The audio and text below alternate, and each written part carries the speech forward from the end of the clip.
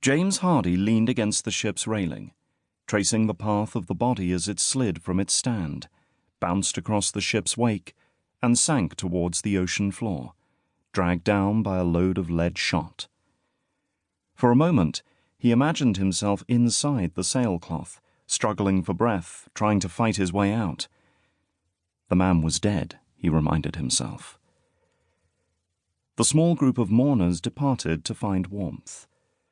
One woman remained, however, standing in the shadows, with her hands clasped as if composing herself.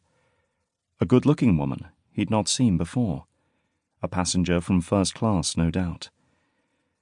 The captain, who had droned his way through several short burial ceremonies that afternoon, tucked a black, leather-bound Bible and a book of common prayer under his arm, and nodded to the ship's doctor standing silently beside him. "That's the last one. We shall be good until we dock in Wellington. Any others we can store in the hold. We're going to have to quarantine before we land, however. Bloody nuisance, this smallpox." "How about that last chap?" asked the doctor. "Are you going to include him in the report to the company?" The captain shook his head. "What good would it do? His family won't want to be told the truth, especially considering what he was up to before he died. And I don't need the aggravation. I'll add him to the smallpox list." What on earth had the man been up to, James wondered. Not his business, of course, but he was curious. Had he died in his cabin in the throes of delirium tremens, or surrounded by a haze of opium smoke? Or something worse? Was a scarlet woman involved? The woman in the shadows turned away and hurried towards the stairs to the saloon deck.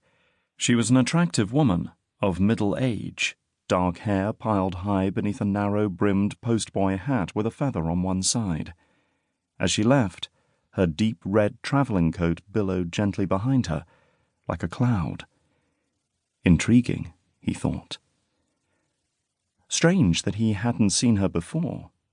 He'd kept to himself, of course, other than a brisk walk around the hurricane deck each morning. She was the kind of woman who had always attracted him. Tall, with rich chestnut hair, deep-set blue eyes with dark lashes. Not that he'd ever been with a woman like her, unfortunately. Rejecting memories of his dull past, he turned up the collar of his overcoat and headed back to his humble cabin for his nightly tot of rum, thinking about the woman. If her cabin was on an upper deck, she would dine at the final sitting, which was set aside for the wealthy and aristocratic types. As the inhabitant of a more modest lodging, he was seated early in the dining room and escorted out as soon as he had wolfed down his plate of food, leaving him with long, boring evenings.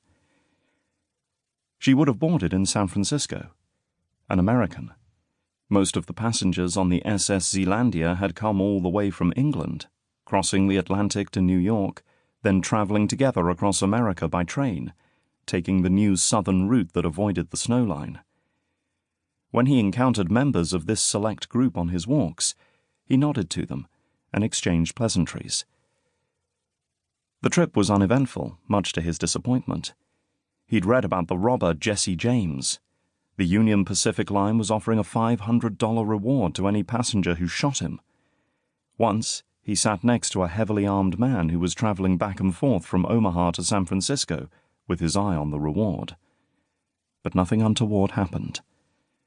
Most days he'd found himself with an empty seat beside him, staring out at the endless prairies, trying not to think about why he'd left England.